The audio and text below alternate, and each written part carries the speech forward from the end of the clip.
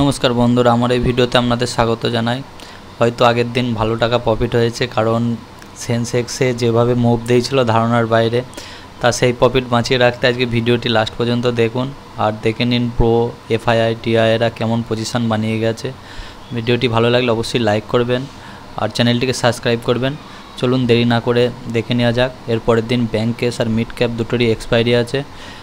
এটা হচ্ছে ব্যাংক কেসের 15 মিনিটের চার্ট। আপনারা দেখতেই পাচ্ছেন বাজার এখন অল টাইম হাই চলছে। বাজার অল টাইম হাই মেরেছে 61,234 আর বাজার ক্লোজ হয়েছে 61,000-এর ওপরই। তা যদি বাজার কালকে 61,777-এর ওপরে খোলে, তাহলে যদি এখানে সাস্টেন্ড করে আজকের ডে হাইকে ক্রস করে, আবার একটা শর্ট কভার মুভ দেখতে পাবো, যেটা 61,500 আমাদের টার্গেট থাকবে। আর তারপরে যদি বুলিশ আরও হয়, সেটা ধারণার অতীত, সেটা সাবধানে ট্রেড করবেন। কালকে ট্রেড করার সময় অবশ্যই সাবধানে করবেন, কারণ কালকে একটা এফআইআইডিআইরা তো প্রচণ্ড বুলিশ হয়ে আছে, তবুও কখন কি হচ্ছে কিছু বোঝা যাচ্ছে না। কারণ এর আগের দিন এই যে 15 মিনিটের ক্যান্ডেলটা, এইখান থেকে বাজার তোলা মানে মুখের কথা ছিল না। এখান থেকে বাজার আবার অল টাইম হাই গিয়ে ক্লোজ হয়েছে।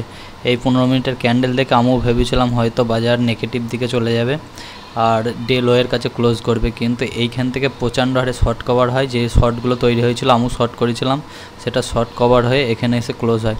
তা যাই হোক, যা হওয়ার হয়ে গেছে। তা কালকে অবশ্যই সাবধানে ট্রেড করবেন আর স্টপ লস লাগাবেন। চলুন মিড ক্যাপের একবার চার্টটা দেখে নিই। তার আগে আমরা ব্যাংক কেসের পিসিআরটা একবার দেখে নিই।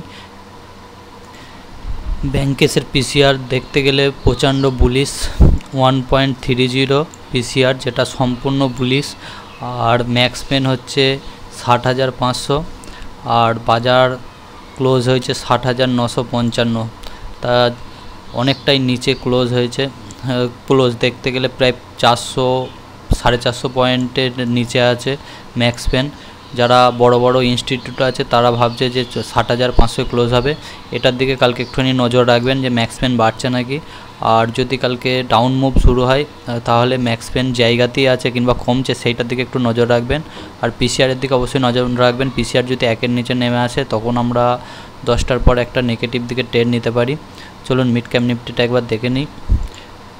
মিড ক্যাপ নিফটি দেখতে গেলে ব্যাংক নিফটির থেকে অনেকটাই বিয়ারিশ, কারণ নিফটি অল টাইম হাই থেকে অনেকটাই নিচে আছে। ব্যাংক নিফটি, ব্যাংক কেস সব কিছু অল টাইম হাইয়ের কাছে আছে।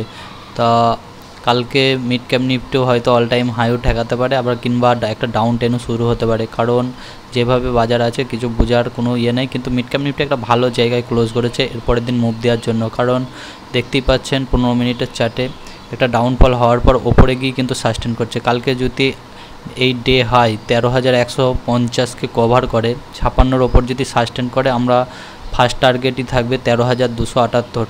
278-এর পর 200-তে যেভাবে কল রাইটিং হয়ে আছে, 300 পর্যন্ত বাজার চলে যেতে পারে।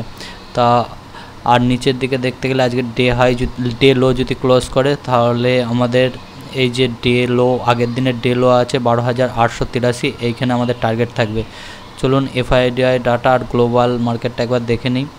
গ্লোবাল মার্কেট দেখলে বুঝতে পারবেন গ্লোবাল মার্কেটে মিক্সড হয়ে বসে আছে, কারণ আপনারা দেখতেই পাচ্ছেন গিফট নিফটি, ডাউ ফিউচার, এদিকে ন্যাসডাক মাইনাসে, ডাউ জোন্স মাইনাসে, এদিকে জাপানের মার্কেট ছাড়া সেরকম উঠে কেউ নেই। এদিকে ফ্রান্স, এদিকে 1%, সব নিচেরগুলো 1%-এর ওপর পড়ে আছে, কিন্তু ওপরেরগুলো যাই হোক এখনও সামালে আছে।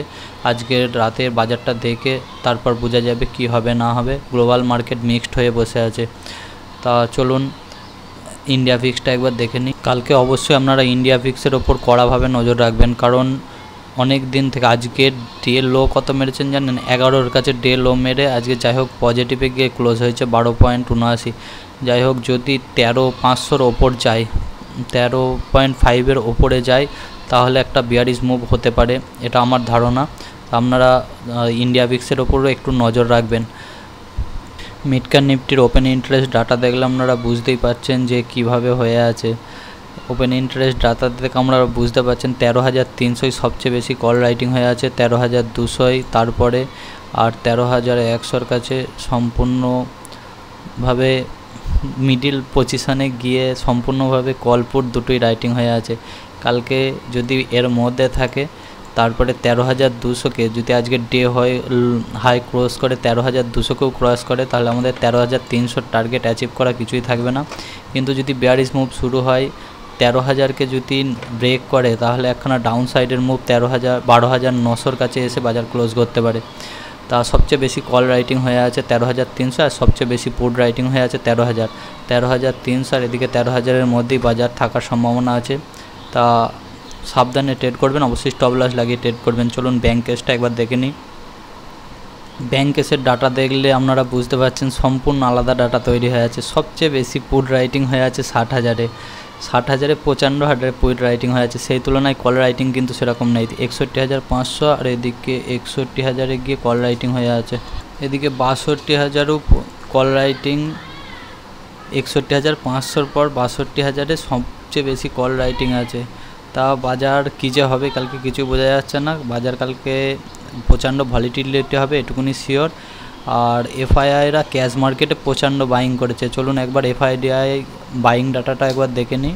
এফআইআইরা আপনারা দেখতে পাচ্ছেন 14,000 কোটি টাকার কাছে বাইং করেছে, 14,064 কোটি টাকার বাইং করেছে। আর ডিআইরা 4,427 কোটি টাকার সেলিং করেছে। তা বাইং সেলিং ডাটা দেখেও আপনারা বুঝতে পারছেন এফআইআইরা ব্যাপকভাবে বুলিশ হয়ে বসে আছে। এখানে এফআইআই পুরো আর রিটেলারদের ডাটা দেখলে আপনাদের হাসি পাবে, কারণ এফআইআইরা ফিউচারে স্ট্রং বুলিশ হয়ে আছে, আর অপশানে সেরকম কিছু না। কলপুট দুটি শর্ট করে রেখেছে। প্রোরা ফিউচারে মিডিল বিয়ারিশ হয়ে আছে, আর অপশানে স্ট্রং বুলিশ হয়ে আছে। তাই এটা মিক্সড ডাটা ধরতে গেলে। কিন্তু আমাদের যে রিটেলাররা আছে আপনারা দেখতেই পাচ্ছেন রিটেলাররা স্ট্রং বিয়ারিশ হয়ে বসে আছে। কালকে যদি বাজার পড়ারও থাকে, ফার্স্টে একটা আপ মুভ দিয়ে রিটেলারদের হাঁটিয়ে তারপরে বাজার পড়বে, তার আগে বাজার পড়বে না, এটুকুনি শিওর। এই ডাটা দেখে সেটাই মনে হচ্ছে, কারণ স্ট্রং বিয়ারিশ যেহেতু রিটেলাররা হয়ে আছে, কোনো দিনই পয়সা দেবে না রিটেলারদের।